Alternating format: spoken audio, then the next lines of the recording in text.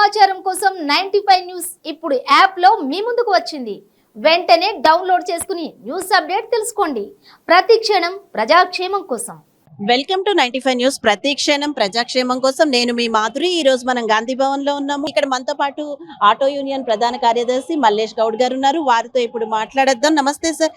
Sir, అయితే ముందుగా అయితే కాంగ్రెస్ గెలిచింది, సో చాలా మంది అయితే హ్యాపీ. నాకు తెలిసి ముఖ్యంగా ఎవరైతే బాధపడుతున్నారంటే ఆటో వాళ్ళు అని నాకు అనిపిస్తుంది. ఎందుకంటే ఆటో వాళ్ళతో మేము చాలా మందితో మాట్లాడాము. మాకు ఈ ఫ్రీ బస్ రావడం వల్ల మేము చాలా ఇబ్బంది పడుతున్నాము అని ముఖ్యంగా ఆటో వాళ్ళు అయితే చాలా మంది పబ్లిక్ టాక్ లో చెప్పారు. మీరు ఏమంటారు? నిజంగా ఇది వాళ్ళ బాధకి కారణమైన ఈ ఫ్రీ బస్ ఎంతవరకు ఇది చేస్తుంది? ముఖ్యంగా ఆటో డ్రైవర్లు బాధపడని చెప్పేసి నేను అనడం అది కాదు. ఎందుకంటే 100లో ఒక 2% అనేది కొంచెం కష్టమనేది ఉంటుంది. కానీ మాకు ఏం లేదు. ముఖ్యంగా మాకు నష్టపోయేది ఏ విధంగా అంటే 2 వీలర్ ఓన్ పేట మీద ఓలా, ఊబర్, ర్యాపిడో బండ్లు వాళ్ళు అక్రమంగా రవాణా చేస్తారు. దానివల్ల మాకు హైదరాబాద్లో ఉన్న ఆటో డ్రైవర్లకు ప్రధానంగా నష్టం జరుగుతుంది. ఈ ఫ్రీ ఆటో బస్ అనేది 100లో ఎంతమంది పోతారండి? 10% పోతారు అంతే. ఒక 1 మినిట్ సార్. అంటే ఇప్పుడు ఓలా, ర్యాపిడో ఇవన్నీ కూడా ముందు నుంచి ఉన్నాయి, బట్ అప్పుడు ఎందుకు ఆటో డ్రైవర్లు బయటికి రాలేదు? అదే అండి, బీఆర్ఎస్ ప్రభుత్వం ఏంటంటే ఎక్కడెక్కడ మేము కేసు పెట్టేసి ఎక్కడ బయటికి రాకుండా ఈ రోజు ముసలికని కారుతున్నది. ఎందుకంటే ఆ రోజు నుంచి ఈ రోజు వరకు 10 సంవత్సరాలు ఏ రోజు మీద ఆటో డ్రైవర్ల మీద కానీ ఈ రవాణా రంగం మీద ఎక్కడ ప్రేమ చూపలేదు. మేము సంవత్సరానికి 10,000 కోట్ల రూపాయలు మేము ట్యాక్సీ రూపంలో మేము ఫీజు కట్టినాం. కానీ మాకంటూ ఏది చేయలేదు. ఈరోజు కాంగ్రెస్ పార్టీ తరఫునకి వెళ్ళి మాకు సంవత్సరానికి 12,000 రూపాయల బోనస్ అనేది సంక్షేమం అనుకోండి ఓ సంక్షేమ బోర్డు ఏర్పాటు చేస్తుంది. కాబట్టి ఇక డ్రైవర్ల తరపు నుండి ఎక్కడ మంచి పేరు వస్తుందో అని చెప్పేసి కావాలని బదనాం చేస్తున్నాను తప్ప మాకు ఆటో డ్రైవర్లకి ఏం లేదు. కాకుండా ఒక 2% నష్టం అయితే జరుగుతుండొచ్చు. కానీ వందలాది మీకు లక్షలాది కుటుంబంలో మేలు. మా భార్య పిల్లలు గిట్ట బస్సులో పోతున్నారు, అందరూ ఊళ్ళో పండి పోతున్నారు, పనికి వెళ్తున్నారు, కూలి పనికి వెళ్తున్నారు, అన్ని పనికి వెళ్తున్నారు. కానీ మా పిల్లల గిట్ట మేము బాగుపోతున్నాం కదా, మా పిల్లల గిట్ట బస్సులో పోతున్నారు కదా. ఇంతకుముందు మొన్న దాకా మేము ఫీజు అది పాస్ తీసుకుంది, పాస్ లేదు కదా ఇప్పుడు. అంటే ఆటోలో పోతున్నారు, బస్సులో అయితే విలేజ్లలో గ్రామాలలో పోయేది ఆటోలో పోతుంది. కానీ మీ బస్సులో అయితే పోతారు కదా. ఉదయం ఒక బస్సు వస్తే సాయంత్రం బస్సు కూడా వస్తుంది. కానీ మధ్యాహ్నం అంటే ఆటోలో తీసుకెళ్తున్నాం కదా, ఎక్కడ నష్టం అవుతుంది చెప్పేసి అంతే తప్ప. కానీ కావాలని బీఆర్ఎస్ ఆటో అయిన వాళ్ళు కేటీఆర్ గారు ఇప్పుడు బస్సులు కూడా ఇంకా పెంచారు కదా. ఎన్ని పెంచినా ఎవరు 4 కోట్ల మంది ఉండండి, బస్సులు ఉన్నాయి. ఎన్ని 2,000 బస్సులు ఉన్నవి. 2,000 మంది 4 కోట్ల మందికి సరిపోతుందా? ఏ విధంగా ఒక్కసారి ఆలోచించండి. దాంట్లో ఒక 50,000 మంది కార్లలో దాంట్లో పోయినా కానీ 100కి 80% మంది ఆటోలోనే ఉంటాయి. ఏ గ్రామం అయినా ఏ మూల పోయినా ఎవరికి ఏ నొప్పి వచ్చినా ఆటో డ్రైవరే ముందుకు వస్తాడు, ఆటో డ్రైవరే తీసుకెళ్తాడు. అటువంటి ఏం నష్టం లేదండి. కావాలని మా మీద కొంతమంది ఒక వ్యతిరేకత దుష్ప్రచారం చేస్తున్నారు.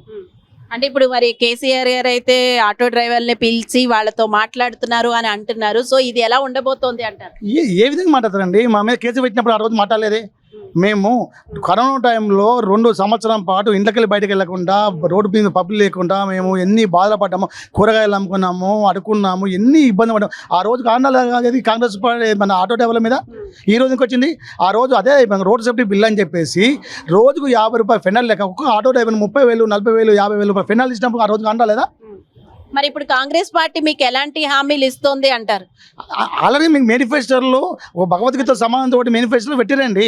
ఆల్రెడీ మాకు 2 నెలల్లో మాకు మా మంత్రి గారు, ముఖ్యమంత్రి గారు కానీ మంత్రి గారు కానీ మీకు తొందరలో సమస్య మేము పరిష్కరిస్తామని ముందుకు వస్తున్నారు. అది కాకుండా చాలా ముందు ఇంకా గవర్నమెంట్ని బతలాడి మేము తీసుకోవడానికి సిద్ధంగా ఉన్నాం. మేము మన నాయకత్వం కానీ మన రాష్ట్ర నాయకత్వం, ఆటో నాయకత్వము, మంత్రి గారి, ముఖ్యమంత్రి గారి దృష్టి తీసుకొచ్చి ఇంకా సంక్షేమ పథకాలు చాలా తీసుకున్నాం. మేము ముందు ఉన్నామండి. మీరు ఇంకా మిగిలిన ఆటో వాళ్ళందరికీ ఏం చెప్పాలనుకుంటున్నారు సార్ చివరిగా? ప్రతి ఒక్క డ్రైవర్కి ఒకటే చెప్తున్నాము. ఈరోజు కాంగ్రెస్ పార్టీ డ్రైవర్ల మీద సంక్షేమ బోర్డు కానీ 12,000 రూపాయలు కానీ ఇంకా ఎన్ని పథకాలైనా మనకు కావాల్సిన అన్ని ఇస్తాం సిద్ధంగా ఉందండి. ఎవరు పడవద్దు.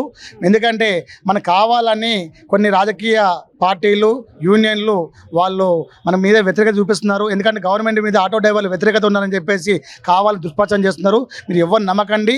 మా కాంగ్రెస్ పార్టీ, ఆటో యూనియన్ మీ అందరి డ్రైవర్ల వెనకాల ఉన్నాము. ఏ సమస్యను మాకు వచ్చి చెప్పండి, మీ గవర్నమెంట్ దృష్టికి తీసుకెళ్తాము. ఏ సమస్యలు ఉంటే కూర్చోబెట్టి మాట్లాడతాం. మేము సిద్ధంగా ఉన్నాం. INTUC auto. Okay right, thank you so much. ఈ రోజు మనతో పాటు ప్రెసిడెంట్ నరసింహారెడ్డి గారు ఉన్నారు. వారితో కూడా మాట్లాడేద్దాము. అసలు ఏంటి ఈ ఆటో వాళ్ళ సమస్య, వీళ్ళందరూ ఇక్కడికి రావడానికి గల కారణం ఏంటి, అసలు ఈ రోజు గాంధీ భవన్. సార్ నమస్తే సార్, చెప్పండి సార్ ఏంటి ఇప్పుడైతే ఆటో వాళ్ళు అయితే చాలా మంది చాలా దిగ్భ్రాంతిలో ఉన్నారు అన్నట్టు కనిపిస్తోంది కూడా. ఎందుకంటే ఫ్రీ బస్సులు పెట్టారు, మాకు అన్యాయం చేశారు అని. సో మీరందరూ ఏం చెప్పాలనుకుంటున్నారు? అసలు యాక్చువల్గా నిజం చెప్పాలంటే ఆటో డ్రైవర్ల కంటే సమస్య బీఆర్ఎస్ నాయకులకు మాత్రమే ఆ సమస్య ఉంది. ఆటో డ్రైవర్లకు ఎలాంటి సమస్య లేదు. ఒకవేళ సమస్యలు ఉన్నా ఎవరికి ఉందంటే స్టేజ్ క్యారేజ్ ఆటోలు ఎవరైతే తిప్పుతుండో ఇన్లీగల్గా వాళ్ళకు మాత్రమే సమస్య ఉంది. మీటర్ వాళ్ళకి ఎలాంటి సమస్య ఆటో వాళ్ళకి లేదు. అంటే ఇప్పుడు కాంగ్రెస్ అయితే ఆటో వాళ్ళకి ఎలాంటి హామీలు ఇచ్చింది, అవి నెరవేరుస్తుంది అంటారా? ఖచ్చితంగా నెరవేరుస్తుంది. ఒకవేళ కాంగ్రెస్ పార్టీ నెరవేర్చకుంటే ఐఎన్టీసీ ఆటో డ్రైవర్స్ యూనియన్గా మేము కాంగ్రెస్ పార్టీకి కూడా వ్యతిరేకంగా పోరాడి అవి సాధించడానికి ప్రయత్నం చేస్తాం. Okay, thank you so much sir.